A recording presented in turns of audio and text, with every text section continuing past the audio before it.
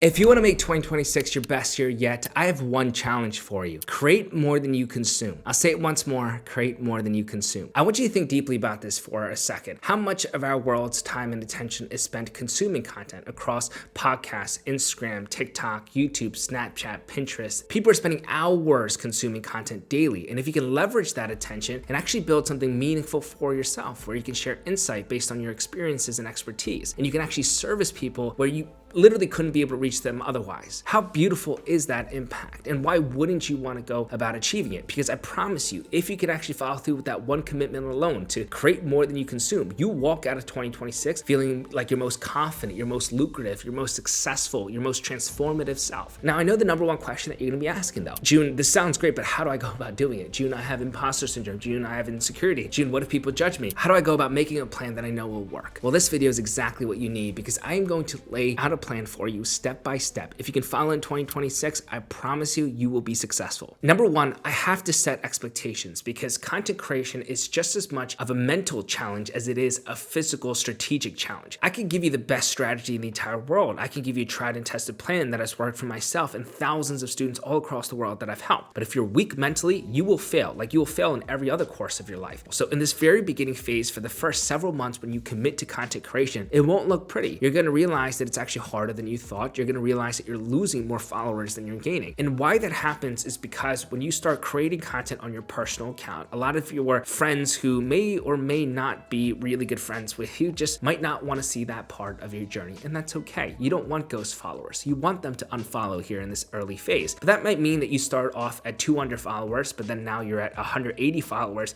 5 months in. And you're thinking to yourself, I can't believe I put all this time and attention and energy into this. This is so ultra embarrassing. But the mistake is that people actually give up during this period of time, when in reality, your inputs are actually compounding. You're actually training the algorithm to be able to showcase your content to the right people. And at this point, if you stay true to the game, one of your videos will perform exceptionally better than the rest. And that will actually bring your follower count significantly higher than you were at before. So if you were at then at 180 followers, you might have jumped up to 500 followers, 700 followers, or 1,000 plus. But just when you start to get overly confident, then you're going to actually start to plateau and lose followers once more. But if we start to compare, even after you lost followers, maybe you sit at 800 followers, from the beginning 200 that you might have began with, you're actually in a much better place. And you have to remember that. But again, all of these inputs are compounding in the long term. And when I tell you that your first 100,000 followers is significantly easier than your first 10,000 followers, you won't believe me, but that's true. It's because the inputs tend to compound. If you can stay true to the process, I promise you, your moment will come. The difference is that if you can actually apply everything that I've taught you across my page, you'll actually know what to do with that viral moment. Think about how many creators dominate your explore pages or for you pages for a short period of time, and then they fall off the face of the earth and you never hear about them ever again. It's because they only relied on luck to get them there. Because you have the actual strategies, I know that you've been avidly watching all of my content, you'll know what to do with that success, and you'll actually be able to repeatedly have that success. So I'm telling you right now, you need to make this a long-term commitment. If you won't, you might as well just not try, because there's no way that you'd actually win in the long term. Now let's move into the formats that you need to do, and I'm going to give you 2 formats that you should immediately apply. Number 1, a talking video, and number 2, a non-talking video. A talking video is simply what I am doing with you right here, or it's what I do on my Instagram Reels, where I'm simply putting the camera and I'm actually expressing with my own words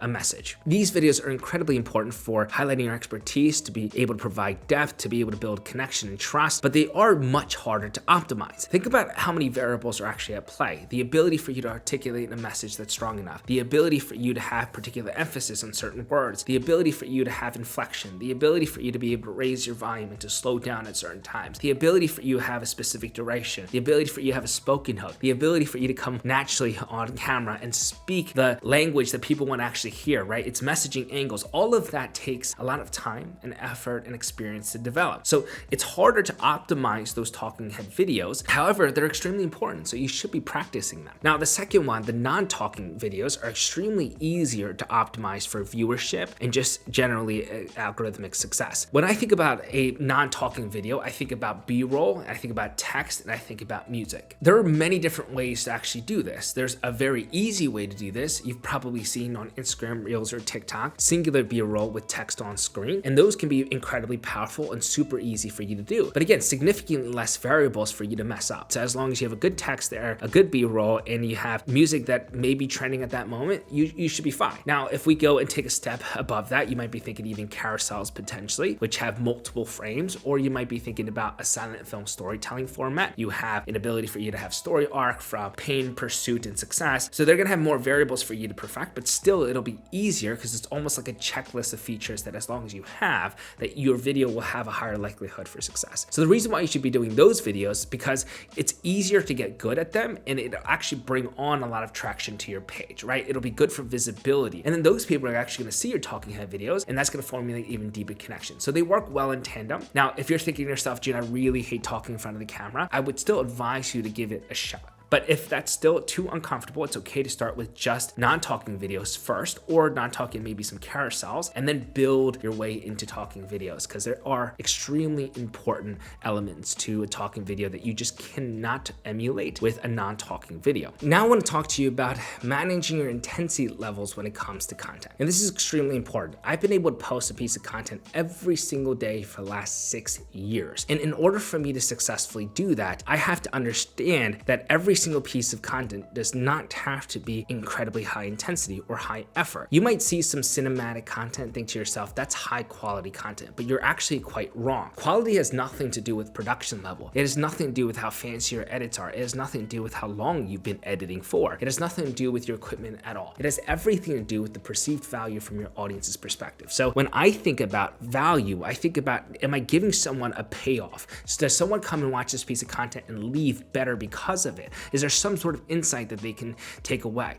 And it doesn't have to be dramatic. It just has to be something that I know that people are going to want to come back for. And so when I think quality pieces of content, I really do mean low effort or low intensity content can actually still be incredibly quality content if you can actually understand how to speak to your audience and resolve a problem. So that means that if you were to make a Google Doc for yourself and you were to think about your target avatar and you're thinking to yourself, actually, maybe you just want to create content for the younger version of you. What type of person were you? What type of transformation have you been able to undergo since that? And if that's the case, then what are some problems that you can convey in your content that will speak to that type of person? And then how do you address it? How do you absolve it? How do you give practical frameworks to help it or systemize it so that they can make it easier for themselves? What can you provide value for? Or how can you make them feel seen or tended to? And if that's the case, even a singular B-roll with text on screen, if it can speak to that audience specifically, it may be a high quality piece of content. So what I want you to understand is that low effort or low intensity content, I think about it as sub 30 minutes of editing. Anything above that I would consider to be medium or high intensity. And in all honesty, I've been doing 4 to 5 low intensity posts per week for the last 5.5 to 6 years. And it's worked. I've been able to grow a very large audience with it. And then throughout the week, I'll have 2 medium to high intensity formats where I do spend more than 30 minutes editing or more than an hour editing. But I do that so I can manage my energy levels. I can do that so I can manage my time and my effort. And that's how I've been able to post without ever burning out. Understand that low effort, low intensity content is just fine. Number 4, how do you actually make that piece of content as fast and efficiently as possible? Now, we talked about having low intensity content mixed in, which is incredibly important, but I want to introduce to you 2 more important strategies. Number 1 is batching, and number 2 is repurposing. When we talk about batching, it is simply utilizing one block of time throughout the week to do more than one piece of content during that period. So it may mean that you're actually scripting multiple videos, or it may mean that you're actually finishing beginning to end an entire video, maybe 2 or 3 of them in one sitting. However you prefer is totally fine. I'll tell you exactly what I do. I like to script my content in one sitting, and then I like to film my content in another, and I like to edit my content in the 3rd block throughout the week. And the reason for that is because I don't need as much context switching, right? If I'm scripting, I can sit on my desk and I have a cup of coffee and I can have a timer with me and I can just go ahead and start scripting out video ideas. Then when I go onto the day where I'm actually filming, I'm dressed well, I have multiple outfits with me, and I'm gonna film multiple pieces of content where I feel like my hair looks good,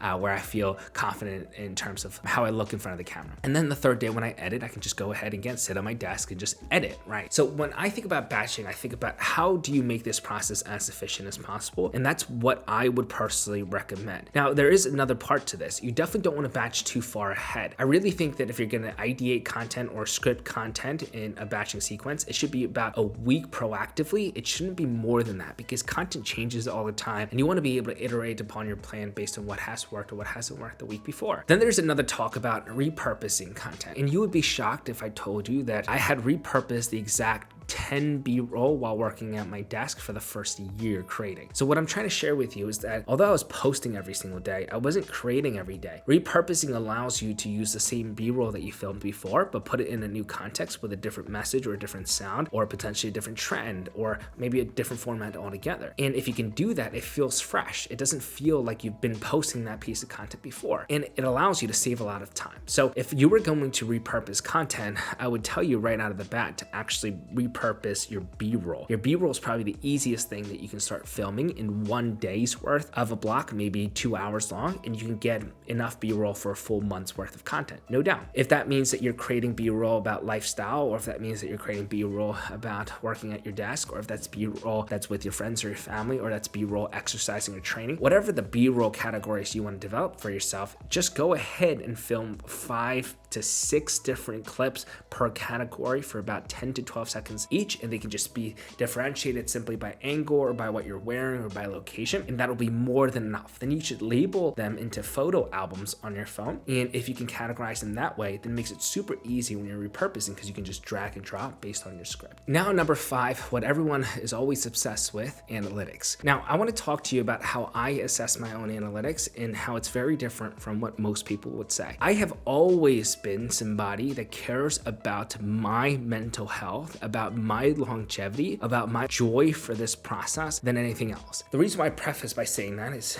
if I was to analyze every little metric that is available to me per platform from YouTube to Instagram to TikTok, because those are the 3 that I'm mainly on, could I be a better creator? No doubt about it. But would I have been able to post for the last 6 years very consistently? I mean, on Instagram, TikTok, it's been every single day. No way. There's no way, because I would have been so overwhelmed. I would have had so much friction. I would have made it impossible for myself to enjoy the process. And so even to this day, I have a very strong and fast rule when it comes to actually analytics. All I'll do is take weekly averages. I don't really care on a day-to-day basis how my content performs, but on a weekly basis, I will take the average views that I get across my content. Now, people will say views aren't the best metric. I actually think that views are the best metric to look at. Literally tell you the direction of your content. You need views. Point blank period, right? Not every piece of content is meant to go viral, but views are important. So views would tell you if you had a lot of shares on your content, your views would be up. If you had a lot of saves on your content, your views would be up. If you had good retention on your content, your views would be up. If you had bad metrics across those 3 subcategories, then of course your views would be lower. So I think about views as the main overarching category. And if I have back-to-back weeks where my views are down, then I'll go into the nuances of the data, and I'll particularly look at retention time, or potentially with Instagram, they recently came out with this new analytic called skip rate, which is basically how good is your hook, and it'll categorize it based on the first 3 seconds of how quickly someone swipes away. So if you have a high skip rate, it means that your hook was bad. So I'll take a look at that, right? And I'll focus on that sub metric for quite, let's say, 4, 5, 6 days post. And that's the whole process that I go through, and that has worked for me, where I don't overwhelm myself with the nitty-gritty nuances or the granular analytics. And again, there are time and places for that. Like last week, we went through a full-on thorough audit across all of my pages, and that was with the full team, and we can do that. But even to this day, I'm the one that ideates, films, and posts all of my Instagram and TikTok content. So I'm the only one that really cares to understand the nuances for it. So I have to ensure that I don't overwhelm myself in that process. Now with YouTube, I have more of a team behind it, of about 2 people behind that scene. So for that experience, yes, can I go a little bit more into the detail of the nuances in regards to all the various metrics? Sure. But that's really it. I know it's an awfully simple plan, but that's literally all you have to do for 2026, and you'd be just fine. I hope that this video was helpful. You can leave a comment below. I'll make sure I respond to you. Give this video a thumbs up, and of course, subscribe. With that being said, guys, I will see you all at the top.